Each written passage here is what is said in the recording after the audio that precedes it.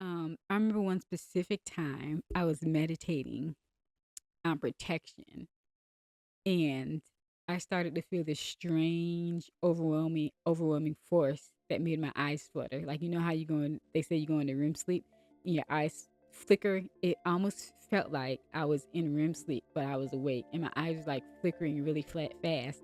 And I remember like this a glowing light in my mind's eye just growing bigger and bigger and bigger, and it just like burst all over me. It felt like it enveloped my entire body, and it was like this very cool feeling that came over my body.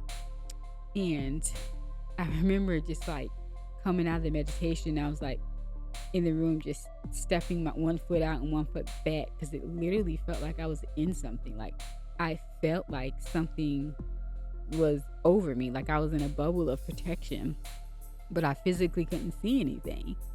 And right after that, I met with a psychic Hello? who confirmed that an ancestor was hovering over me.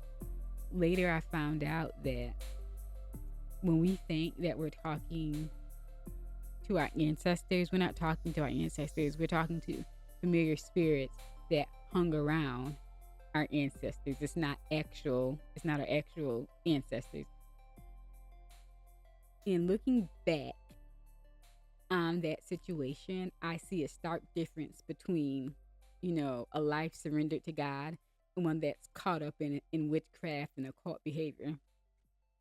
When you show up and build an altar simply by spending time in prayer, singing and communing with Him, He shows up with blessings and peace.